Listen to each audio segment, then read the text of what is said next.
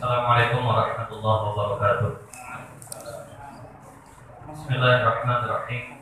Bimarḍatillahi subhanahu wa ta'ala wa hidayatihi wa inayatihi wa taufiqihi wa ila hadratin nabiyil mustafa Muhammad wa ala alihi wa sahbihi ajma'in wa li jami'il muslimina wal muslimat wal mu'minina wal mu'minat al ahya'i minhum wal amwat wa li jami'i masyayikhina wa khususan li mu'allifi hadzal kitab al-Fatihah. A'udzu billahi minasy syaithanir rajim. Bismillahirrahmanirrahim. Alhamdulillahi rabbil alamin. Arrahmanir rahim. Maliki yaumiddin. Iyyaka na'budu wa iyyaka nasta'in. Ihdinas siratal mustaqim. Siratal ladzina an'amta 'alaihim ghairil maghdubi 'alaihim waladdallin. Amin. Alhamdulillahi rabbil alamin. Wassalatu wassalamu ala asyrafil anbiya'i wal mursalin sayyidina wa maulana Muhammadin wa ala alihi wa sahbihi ajma'in. Amma ba'du, rabbi yassir wa la tu'assir, rabbi damin bi khair. Qala al-mu'allif rahimahullahu ta'ala wa nafa'ana bihi wa bi barakati 'ulumihi fid dharain. Amin. Alhamdulillah, hadirin wal hadirat, pada malam hari ini kembali kita bisa lanjutkan kajian kita dengan kitab Matla'ul Badarain, yang insyaallah pada malam hari ini lanjutan kajian fikih munakahat atau fikih bab nikah. Telah kita sampaikan hukum-hukum nikah, telah kita sampaikan bagaimana pinangan yang dibolehkan, pinangan yang diharamkan, pinangan yang boleh secara sindiran namun haram terang-terangan berdasarkan keadaan si wanita. Lalu telah kita sampaikan tentang rukun nikah. Rukun nikah itu hanya ada 5 saja. Rukun nikah itu 5 saja. Pertama ada suami, kedua ada istri, ketiga ada wali, keempat ada saksi, dan yang kelima sighar. Sighar maksudnya adalah ijab dan qabul. Yang lalu ijab qabul sudah dibahas.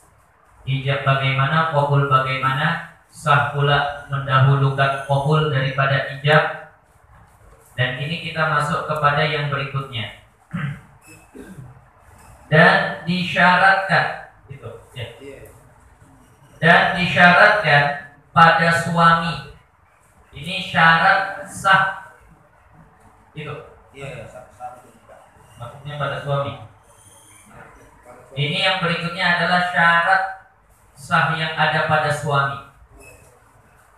Dan disyaratkan pada suami hendak ada ia halal. Pada suami halal. Ini halal bukan bab at'imah, bukan bab makanan. Suaminya halal. Halal maksudnya tidak sedang ihram. Artinya keadaannya tidak sedang ihram.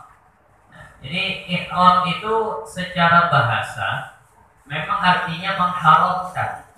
Ihram secara bahasa artinya mengharamkan. Dalam sholat ada ihramnya, takbiratul ihram. Kenapa dinamakan takbiratul ihram? Karena dengan takbir itu mengharamkan perkara-perkara yang sebelumnya halal.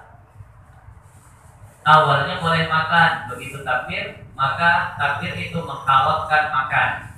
Awalnya bebas bercakap, begitu takbir, takbir itu mengharamkan bercakap-cakap yang tak ada kaitan dengan sholat. Awalnya bebas bergerak, begitu takbir, maka diharamkan bergerak yang membatalkan sholat.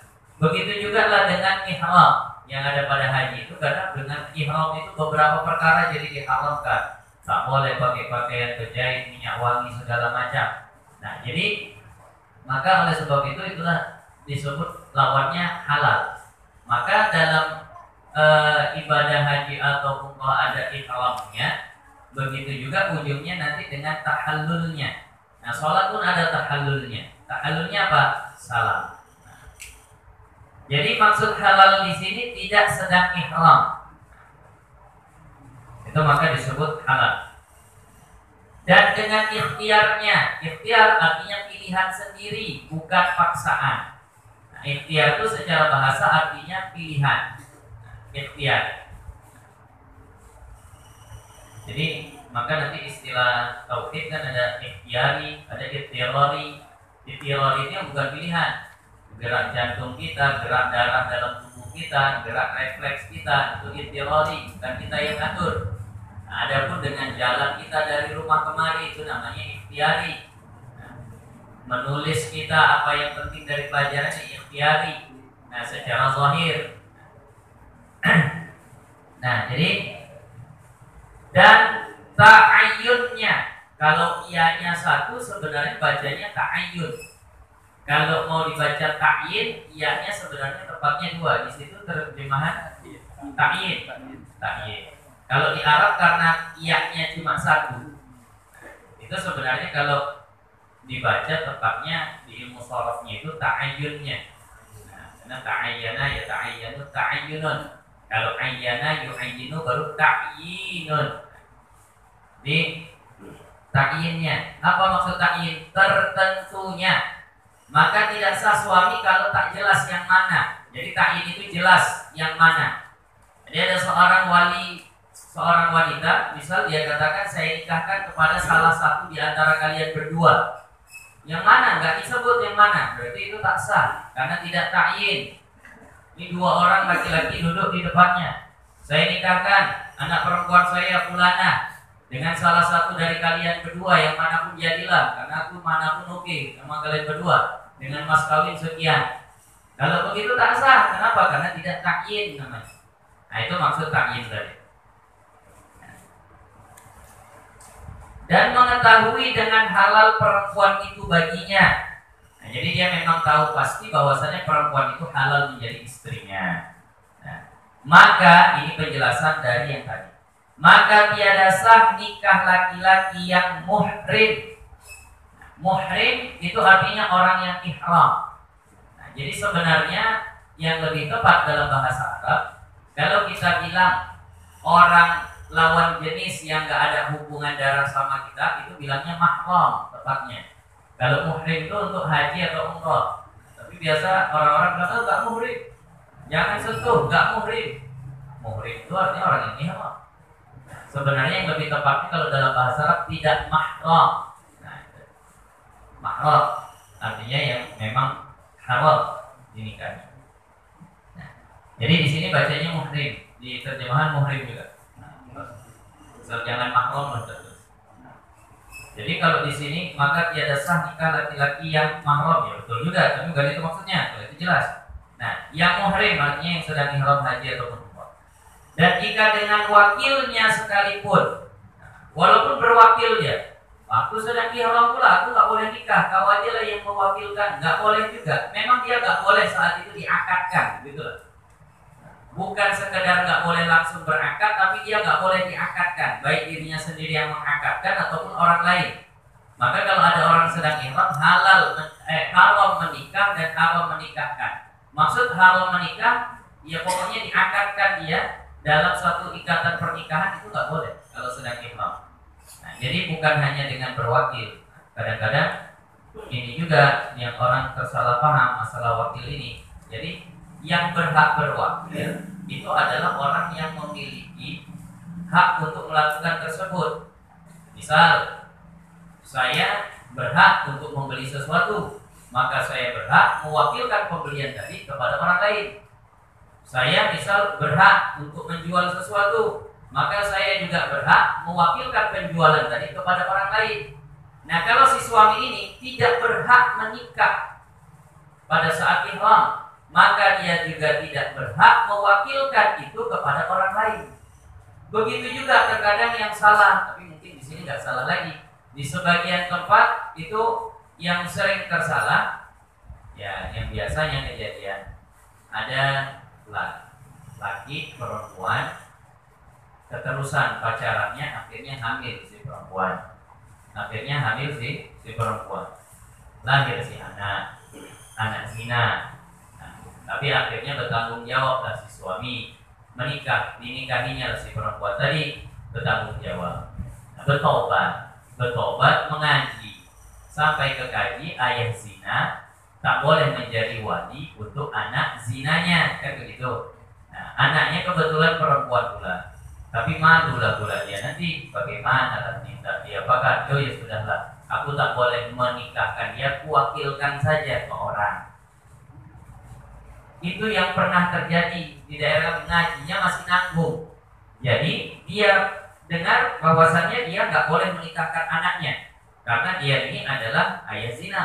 Tapi seandainya terbuka, malu betul lah dia. Jadi dalam pura-puranya aku payah saja mengucapkan sehingga kuwakilkan.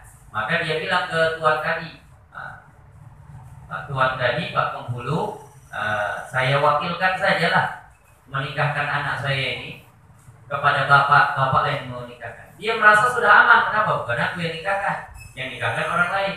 Ini yang seperti ini tak juga bisa. Kenapa? Karena tak bisa dia wakilkan sesuatu yang tak menjadi haknya. Dia tak berhak mewalikan, maka dia tak berhak pula mewakilkan perwalian. Itu yang kadang orang salah. Dia merasa ini yang penting bukan aku yang nikahkan. Itu yang salah juga. Saat itu mewakilkan perwalian pun dia tak berhak. Kenapa? Dia tak punya hak wali. Misal handphone ini punya saya, maka saya berhak bilang, karena ini hak saya bilang tolong jualkan. Tapi handphone ini misal punya Pak Isa, saya bilang pula tolong jualkan. Tak bilang Pak Isa, orang bukan punya saya, mana pula boleh begitu. Maka orang-orang yang tak punya hak perwalian, maka tidak boleh dia itu mewakilkan perwalian kepada orang lain. Ini yang kadang tersalah. Nah, akhirnya Tuan Kadi tadi menikahkan dengan lafaz wakil. Saya nikahkan kepadamu fulana binti fulan yang walinya telah pasrah wakil kepada saya. Biasanya gitu kalau di sana. Ada bahasa pasrahnya. Pasrah itu saya menyerahkan. Nah, dengan mas kawin sekian. Itu pakai bahasa wakil, maka belum sah nikah. Nah, jadi ini yang terkadang samalah kasusnya macam ini. Kalau seandainya diwakilkannya, ya tak sah. Kenapa? Dia tak berhak mengakadkan nikah, tak berhak dia menikah saat itu. Maka tak berhak pula dia serahkan pernikahannya kepada wakil. Nah, jadi kalau begitu bagaimana Ustaz? Kan malu betul, Masya Allah. Jadi kepala desa pula sekarang, misal gitu. Seandainya ketahuan, oh tak bisa rupanya. Kirain bagus betul, nyesal pula pilihnya. Akhirnya orang-orang pada bilang begitu. Kalau seandainya ketahuan nanti itu. Nah, yang sering disampaikan solusinya ya sudah, seminggu, 2 minggu atau jauh-jauh hari lah sebelum hari H. Kalau memang sudah restu sama restu, ya bilanglah sama anak-anak tuh. Nah, kalian menikah saya di sana sama wali hakim. Nah, tapi tak usah pala sebar-sebarkan kabar tuh. Kalian aja yang tahu. Nah, nggak usah dibilang sana sini. Bahkan besan itu tak tahu tak masalah. Pak kita yang calon mempelai laki-laki dari. Nah, menikah mereka di kantor tua, wali hakim yang menikahkan sah karena memang wali hakim. Nah, begitu hari H, acting saja lagi. Saya nikahkan kepadamu anak kandung saya fulana dengan mas kawin sekian. Acting saya udah sah betul. Wah, ditengok orang mantap betul. Padahal udah sah duluan, paling menutupi aibnya begitu saja. Nah, jadi itulah tata caranya. Jangan pula kita hanya kasih masalah, tak kita kasih solusi. Nah, aku tahu masa lalumu dulu kayak mana, aku tahu hubunganmu sama anakmu sekarang. Kau tak sah itu menjadi walinya. Habis itu gigi kita, pusing dia. Mana ini begini, kasih solusi juga. Nah, sekarang solusinya, biar kau tetap tak malu, tak terbuka aib segala macam, begini. Sampaikan macam tadi itu. Nah, disampaikan macam tadi. Jadi kalau di tempat kami dulu ada dulu sampai yang laki dan perempuan ini pun tak tahu. Bahkan si ayah ini berat betul untuk menceritakan kalau dia itu adalah ayah zina. Bahasanya bukan ayah dalam syariatnya, ayah teologis ya, tapi ayah dalam syariat tidak, ayah dalam nasab tidak. Ini anaknya bisa betul-betul terpukul kalau tahu. Bingung betul bagaimana segala. Tapi mahram tetap mahram karena hukumnya anak tirinya itu. Hukumnya kalau anak zina itu seperti anak tiri.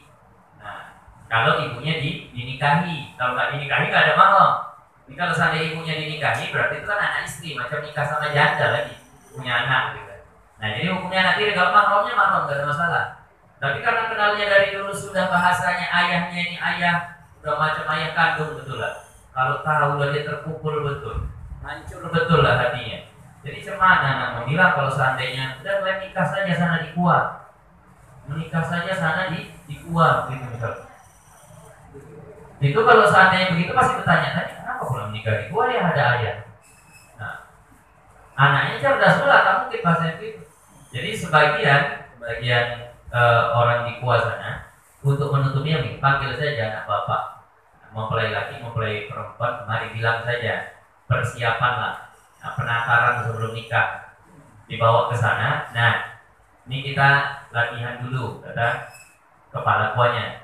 Nah, coba sebut, saya yang nikahkan nih, eceknya nikah, ecek jatuh sah tuh, karena udah bilang gitu.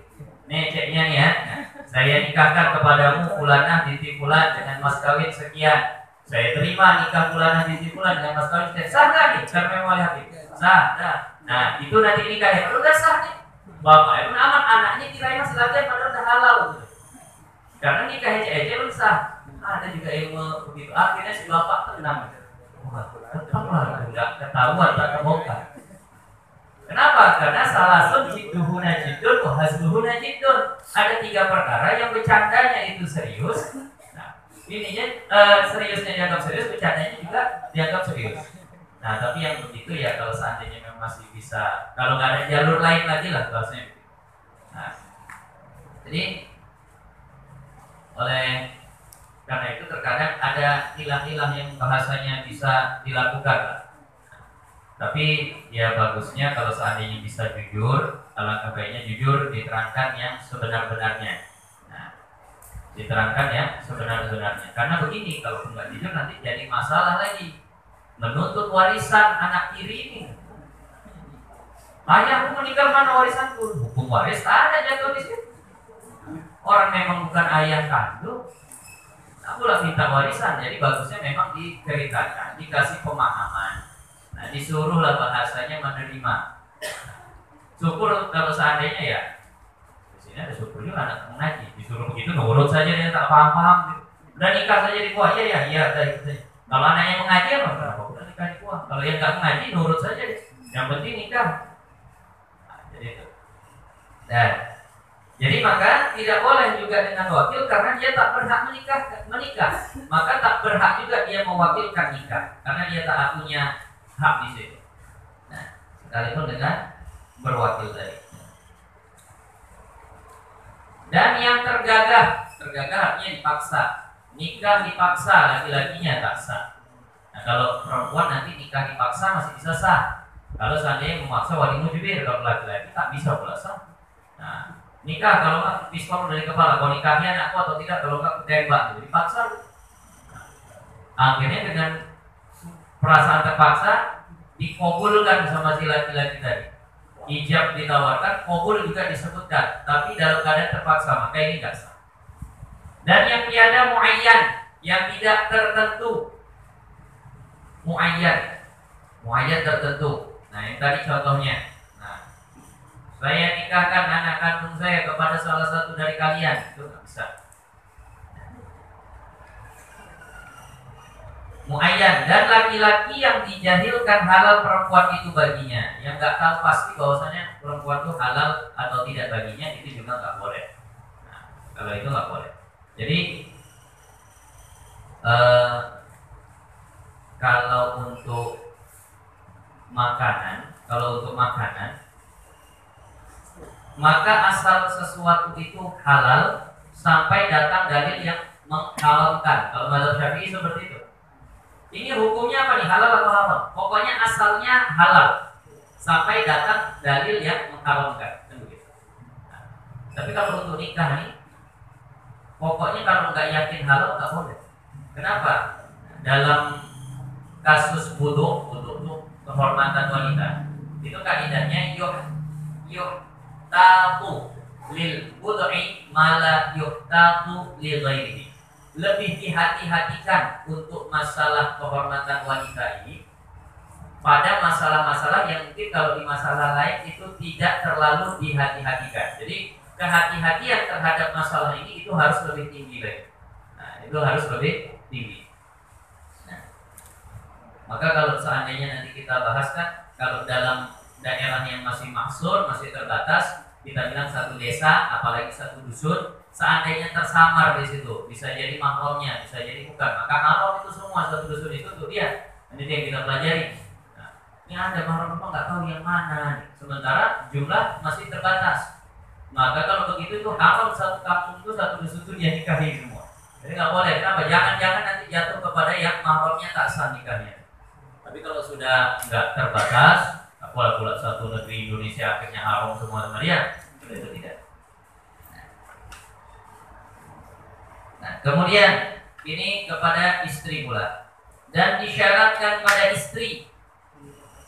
Rukun berikutnya istri, dan disyaratkan pada istri hendak ada ia halal, sama, tidak muhrim, tidak sedang ihram, dan ta'yinnya juga harus tertentu, dan sunyi daripada nikah, tidak berstatus istri orang. Ini nggak ada di suami.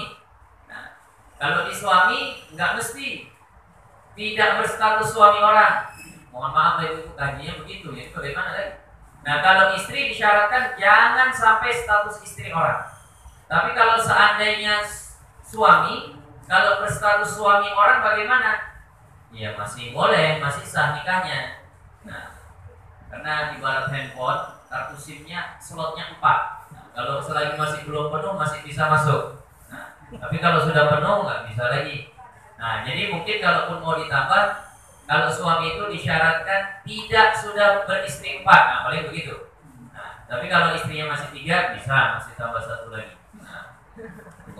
Mana ibu kalau udah bahas masalah ini udah pingin pulang dari mahadas gitu. Tapi ya maksudnya itu hukum biar paham lah begitu. Walaupun insya Allah bapak-bapak ini tidak, bukan tidak ingin, tidak berani. Jadi dan disyaratkan pada istri hendak ada ia halal. Nah, dan ta'yinnya dan sunyi daripada nikah. Sunyi daripada nikah. Jadi kadang sering ditanya, Islam ini masa laki-laki boleh lebih, perempuan tak boleh lebih. Laki-laki boleh poligami, perempuan tak boleh poliandri. Kalau perempuan istilahnya poliandri. Kenapa pula tak boleh? Seharusnya boleh saja apa? Itu bahkan tak layak betul. Sampai di surga pun memang tak begitu perlakuannya. Di surga tetap suaminya satu perempuan. Karena tak layak untuk bahasanya memiliki surga. Karena istilahnya laki-laki ini fa'il, perempuan itu maf'ul. Nah, kalau maf'ulnya banyak nggak masalah, tapi kalau fa'ilnya banyak kasihan maf'ulnya, gitulah bahasanya. Nah, paham lah, nggak paham, pokoknya begitulah istilahnya. Fa'il itu artinya pelaku. Sementara kalau maf'ul itu objek. Kalau seandainya bahasa itunya itu korban atau penderita, bahasa ininya seperti itu. Jadi kalau seandainya banyak, kesannya tak bagus kepada si perempuan itu. Nah, kemudian yang kedua yang sudah kita kiaskan yang lalu, sebab juga hikmah tak boleh itu. Kalau ada orang punya bibit 4, vas bunganya 1, atau vas bunganya 2, atau vas bunganya 3, nggak ada masalah. Dia tanam kemanapun, tumbuh tumbuhan, maka dia yakin tumbuhan itu punya dia. Ini ada vas bunga 4, ada pot 4. Dia punya bibit kacang hijau ini. Tanam sini, tanam sini, tanam sini, tanam sini. Begitu tumbuh, maka semuanya yakin ini pohonku, ini pohonku, ini pohonku. Tapi kalau seandainya ada pot 1, sementara yang pegang bibit ada 4 orang. Yang pegang bibit ada 4 orang. 4 ini menanam di satu pot yang sama. Begitu tumbuh, ini punyaku. Oh tidak, aku juga nanam situ, itu punyaku. Nah itu kias saja berantem. Nah itu juga hikmahnya seandainya potnya 1, yang menanam bibit ada 4. Begitu tumbuh kacang hijau tadi, berantem semuanya. Itu punyaku, itu punyaku. Itu kias yang halus saja. Jadi maksudnya paham Bu ya? Begitu lahir anak tadi.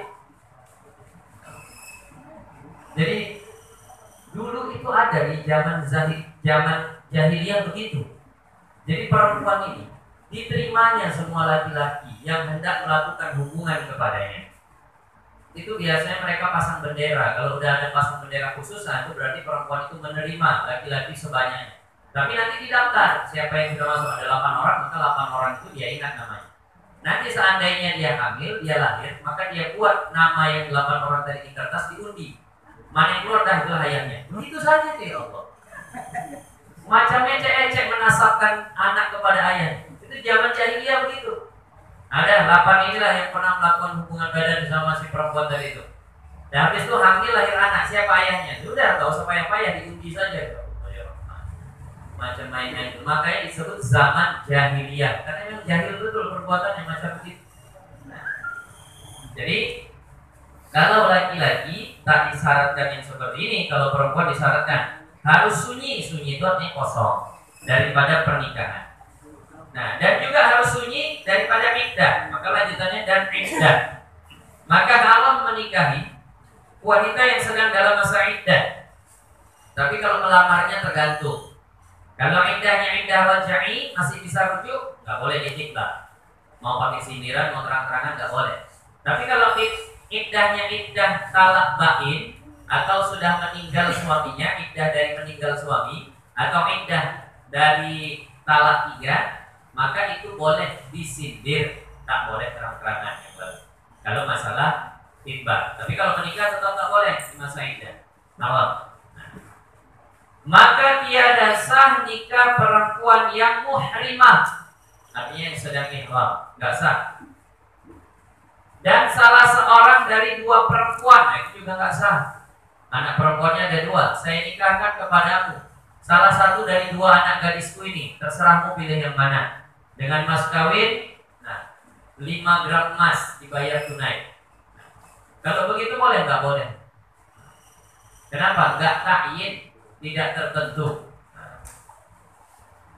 Jadi misal ada orang punya anak perempuan 2, lalu dia bilang saya nikahkan kepadamu anak gadisku, atau saya nikahkan kepadamu anak perempuanku.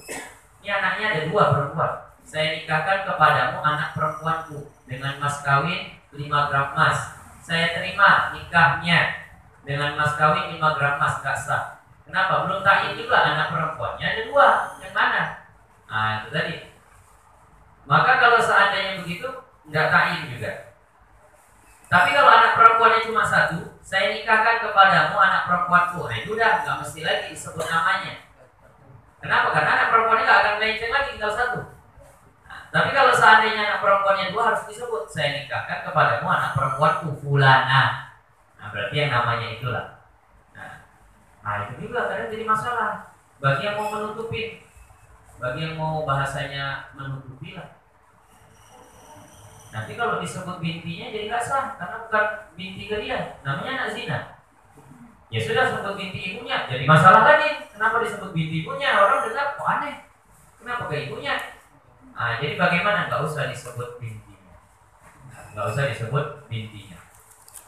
Atau silahkan disebut bintinya, tapi pakai isyarat, karena isyarat lebih kuat daripada nama. Saya nikahkan kepadamu fulanah ini, fulanahnya salah, tapi ininya tepat menunjuk ke situ. Atau fulanah yang ada di sebelah kananku, isyarat itu lebih kuat daripada nama. Jadi kalau tersalah nama tapi pakai isyarat, maka isyarat yang menang. Lalu dia bilang, saya terima nikah fulanah yang ada di sebelah kanan bapak dengan mas kawin sekian, sah nikah. Kenapa? Karena nggak akan melenceng lagi, walaupun namanya tersalah, tapi orangnya nggak akan melenceng karena isyarat lebih kuat daripada nama.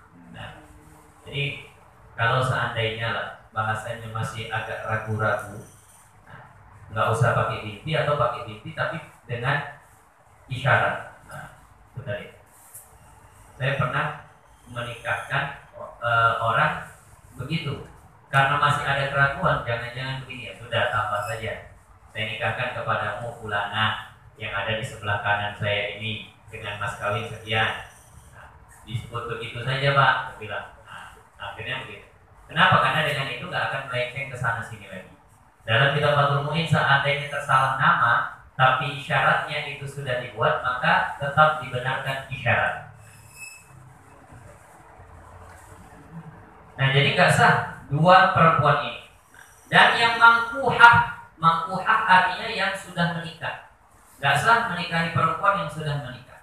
Nah, dan yang beriddah daripada yang lainnya. Dan yang beriddah daripada yang lainnya. Kalau yang beriddah dari dia, maka boleh dia nikahi. Kalau yang beriddah dari dia, maka boleh dia nikahi. Kan sering bilang, kalau lagi beriddah dari dia, apa yang dinikahi? Dirujuk saja. Bisa jadi nggak bisa dirujuk. Kenapa? Karena khulu, tembus talak. Nah, kalau tembus talak kan nggak bisa rujuk. Misalnya, kalau seandainya ada orang, ada wanita ambil iddah dari si A. Nah, si A ini awalnya suaminya, lalu ditalak si wanita ini oleh si A, maka dia pun ambil iddah. Kalau masih haid berarti 3 kali suci. Kalau sudah tak haid berarti 3 bulan. Nah, ambil iddah lah dia dari si A. Nah, lalu ada si B mau menikah, jangankan menikah, melamar saja pun nggak boleh, kan begitu. Nah, apalagi menikah. Kalau seandainya yang mau menikahi si A boleh atau tidak? Kalau iddahnya iddah roj'i, ya nggak usah dinikahi, dirujuk saja. Tapi kalau iddahnya dari si A itu adalah iddah bain, tapi bain sughra, artinya khulu bisa. Ditebus talak sama si perempuan ini, dibayar 500.000, dinikahi. Oh, itu pertanyaan yang lalu belum terjawab. Kalau seandainya ada suami bilang, nah, dek kasih aku duit 2 juta, ku talak. Si suaminya, si istri diam saja. Apakah jatuh khulunya? Tidak. Di situ harus ada ijab qabul. Jadi harus dikabul sama si istri, barulah jatuh khulu. Nah, itu ada dalam kitab Mudatus Salik. Harus ada qabul dari istri. Nah, seandainya dikabul sama istri, jatuhlah khulu. Ternyata di masa iddah ingin nikah balik, boleh. Nah, dipinang boleh, dinikahi pun boleh. Kenapa? Karena mengambil iddahnya dari dia. Karena begini, di antara hikmah ambil iddah itu adalah memastikan kosongnya rahim. Cerai sama si A, nah, baru 2 hari nikah sama si B. Hamil, ini hamil dari si A atau hamil dari si B, kan begitu. Namanya baru 2 hari. Maka kalau sudah sampai 3 kali suci, insya Allah pastilah dari si A berarti kosong sudah rahim, kan begitu. Tapi kalau cerai sama si A, nikah balik sama si A, ya nggak ada masalah, karena memang dari situ-situ juga. Nah, itu tadi. Nah, tapi kasus menikah, bagaimana orang bercerai masih di masa iddah kok nikah lagi sama wanita yang dia ceraikan, itu kasusnya adalah khulu tadi, tebus talak. Nah, dan disyaratkan pada wali, ini masuk pula kepada wali,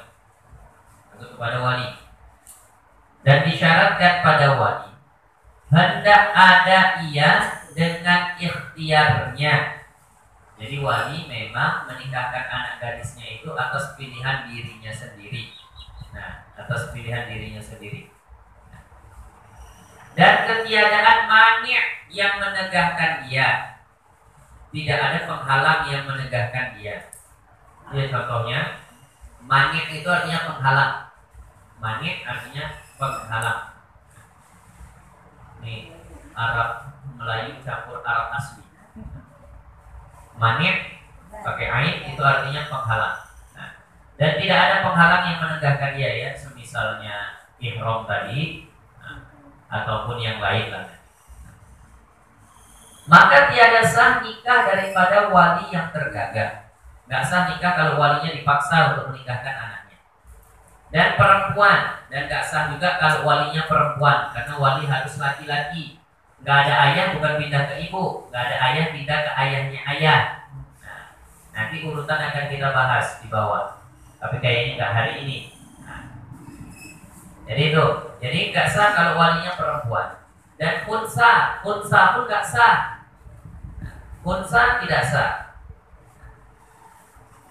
Dan yang mahram, tapi begini, kalau masalah unsa ini, seandainya udah dinikahkan sama abangnya unsa, ayahnya udah gak ada, abangnya unsa. Unsa itu yang gak jelas laki atau perempuan. Setelah itu tetap dinikahkan saja. Rupanya setelah nikah, dicek nyata, ternyata abangnya laki-laki. Maka nikahnya sah. Nah, dari maka nikahnya sah, gak perlu diulang. Kalau ternyata memang nyata abangnya tadi yang mewalikan itu adalah laki-laki. Tapi kalau seandainya nyata perempuan ya nggak sah. Tapi seandainya suami atau istri khunsa itu nggak sah itu menikah. Khunsa nggak boleh menikah. Jadi suami harus nyata laki-laki, si istri harus nyata perempuan. Kalau seandainya khunsa maka nggak sah. Kan pernah ada kasus di TV, udah menikah, ya Allah 3 minggu nggak mau dipeluk sama suaminya. Kenapa istriku? Nggak kunjung terjadi yang namanya malam pertama, Lailatul Zafaf nggak terjadi. Sudah 3 minggu, kenapa lah? Aneh kali. Rupanya dicek, ya Allah, laki-laki bininya. Laki-laki. Cuma berpenampilan kayak perempuan. Tapi bukan khunsa. Banci, bahasa kita bencong. Karena memang jelas kemaluannya. Nah, jadi kalau khunsa ini tak jelas. Nah, kalau khunsa ini nggak sah nikah. Seandainya setelah menikah nyata ternyata si suami yang awalnya khunsa tadi nyata laki-laki sekalipun tetap nggak sah. Kalau ini bedanya di sini. Nah, si mempelai laki-laki khunsa, nggak jelas laki atau perempuan. Tapi udah nikahkan saja. Habis nikah dicek, oh alhamdulillah betul laki-laki. Jadi udah sah. Nggak sah, tetap nggak sah. Nah, kalau di sini ini nggak sah. Nah, tadi. Tapi kalau seandainya saksi nanti.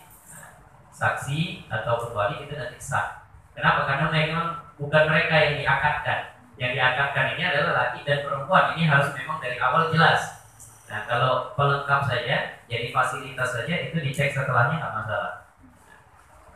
Nah, jadi khunsa nggak boleh, nggak boleh jadi wali, jadi istri nggak boleh, jadi suami pun nggak boleh. Nanti jadi saksi pun nggak boleh. Dan yang muhrim, artinya yang sedang ihram, tak boleh wali itu sedang ihram. Dan kanak-kanak, masih kecil lagi, belum balik, sobi bahasa Arabnya, masih umur 7 tahun, masih umur 8 tahun. Nah, kakaknya mau nikah, saudara laki-laki, ayah tak ada, kakek tak ada, adanya saudara laki-laki, tapi masih kecil lagi, masih 9 tahun, masih 10 tahun, ya nggak boleh. Nah, nanti harus balik. Dan yang gila nggak boleh juga jadi wali.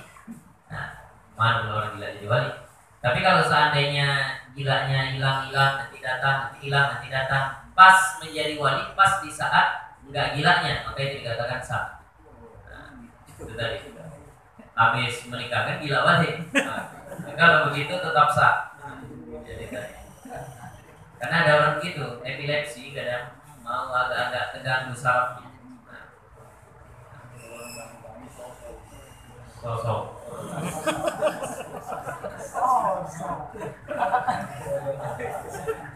Begitulah. Kalau istilah yang boleh tegak bukan misalnya datang gila.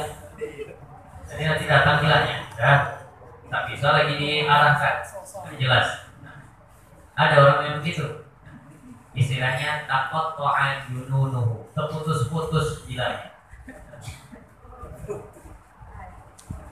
Dan sahaya dan nggak sah juga sahaya orang maksudnya budak. Nah, budak nggak sah jadi wali. Dan yang fasik nggak sah jadi wali.